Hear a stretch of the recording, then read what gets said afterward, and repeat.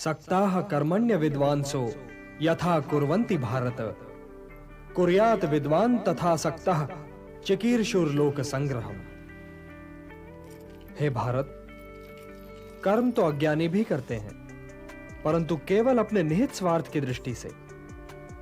ज्ञानी का कर्म तो निस्वार्थ होता है, संसार के संतुलन को स्थिर बनाए रखने के लिए होता है, लोक कल्याण के लिए होता है।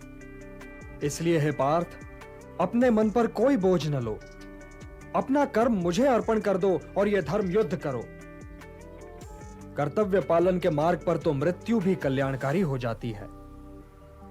यदि पितामह, गुरुजनों और सगे संबंधियों का तुम्हें वध भी करना पड़े, तब भी तुम्हें पाप नहीं लगेगा, क्योंकि कर्तव्य पालन पाप रहित होता है पार्थ। कर्तव्य पालन पाप रहित होता है। यदि वे वीर गति को प्राप्त हुए तो उनकी मृत्यु कल्याणकारी हो जाएगी, और यदि तुम वीर गति को प्राप्त हुए तो तुम्हारी मृत्यु भी। इसलिए हे पार्थ, युद्ध करो, क्योंकि धर्म का मार्ग पाप का मार्ग नहीं हो सकता। हे पार्थ, ध्यायतो विषयान् पुंसः संगस्तेषु उपजायते संगात् संजायते कामः कामात् क्रोधो विजायते। क्रोधात् भवति सम्मोहः सम्मोहात् स्मृति विभ्रमः स्मृति भ्रंशात् बुद्धिनाशो बुद्धिनाशात् प्रणश्यति।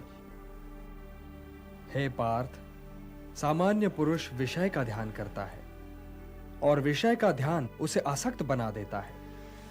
इस आसक्ति या लगाव से काम का जन्म होता है। जब काम की पूर्ति नहीं होती तो क्रोध उत्पन्न होता है। जब क्रोध उत्पन्न होता है तो विषय के प्रति मोह और बढ़ जाता है, और जब मोह और बढ़ जाता है पार्थ, तो सोचने की शक्ति भटक जाती है।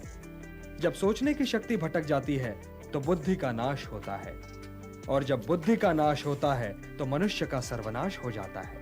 और हे कुंती पुत्र, तुम्हारा यह मोह तुम्हें बुद्धि के विनाश की ओर ले जा रहा है। तनिक सोचो पार्थ, कि जिसके पास बुद्धि ही ना होगी उसे शांति कैसे मिल सकती है?